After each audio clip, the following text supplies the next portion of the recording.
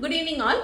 ஒரு 4 months முன்னாடி ஒரு 27 years கேர்ள் நம்ம கிட்ட ட்ரீட்மெண்ட் வந்தாங்க. அவங்களுக்கு காலையில் எந்திரிக்கும் போது ஜாயின்ஸ் எல்லாம் ரொம்ப ஸ்டிஃபாக இருக்குது, வலிக்குதுன்னு சொல்லிட்டு அவங்களுக்கு ஜாயிண்ட் பெயினுக்கான சில டெஸ்ட்டுகள்லாம் கொடுத்தோம். அதில் RA ஃபேக்டர் அப்படிங்கிறது 40ல் இருந்தது.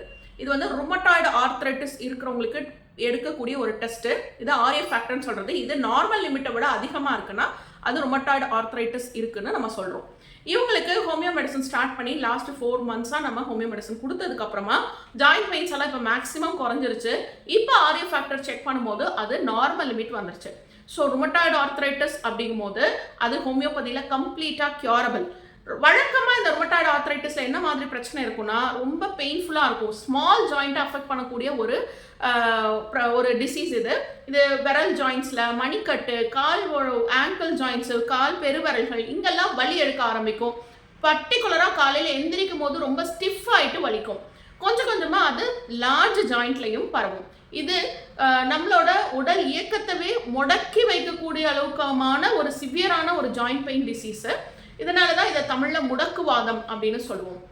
இதனோட பிரச்சனை எங்கேன்னு பார்த்தோம்னா நம்மளோட ஜாயின்ஸில் இல்லை, இது நம்ம பிளட் லெவலில் நம்மளோட இம்யூனிட்டியில் இருக்குது.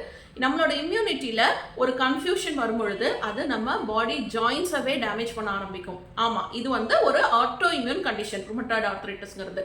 ஸோ இங்கே நம்ம சரி பண்ண வேண்டியது நம்மளோட இம்யூனிட்டியில் வந்த கன்ஃபியூஷனை. இது ஏன் ஏற்படுங்கிறது நிறைய ரீசன்ஸ் இருக்குது. நம்மளுக்கு வர ஸ்ட்ரெஸ்ஸு, கவலை, நம்மளோட லைஃப் ஸ்டைல், இந்த மாதிரி நிறைய பிரச்சனைகள்னால இந்த ஆட்டோ இம்யூன் டிசார்டர் ஸ்டார்ட் ஆகும். இதை ஹோமியோபதியில் கரெக்டாக அனலைஸ் பண்ணி அதை பேஸ் பண்ணி மெடிசன் கொடுக்கும் பொழுது இதை கம்ப்ளீட்டாக சரி பண்ணிக்கலாம்.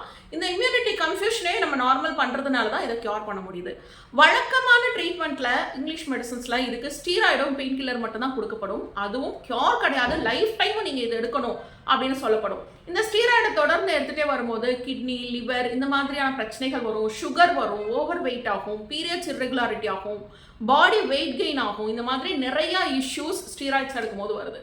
இதெல்லாம் பொறுத்துக்கிட்டு அதை எடுத்தால் கூட அதை கியூர் பண்ண முடியுமா அப்படின்னு கேட்டால் இல்லை. லைஃப் டைமுக்கும் நீங்கள் மருந்துகள் போட்டு கண்ட்ரோலில் தான் வைக்க முடியும் அப்படின்னு சொல்லப்படக்கூடிய இந்த ருமட்டாய்டு ஆர்த்ரைட்டிஸை நம்ம ஏர்லியாக வரும் பொழுது ஒரு 6 monthsக்குள்ளே கியூர் பண்ணிக்கலாம். அப்படி ரொம்ப நாளாக அவங்க உடம்புல இந்த டிசீஸ் இருக்குது அப்படின்னா ஒரு 6 monthsலேருந்து 2 years வரைக்குமான ட்ரீட்மெண்ட் தேவைப்படும். நம்ம இதை கியூர் பண்ணிக்க முடியும். பெயின் கில்லரே போடாமல் வலிகளை ஹோமியோபதியில் குறைச்சிக்க முடியும். இதை நம்ம கம்ப்ளீட்டாக கியூர் பண்ணுறதுக்கான வாய்ப்புகள் அதிகம். தேங்க்யூ.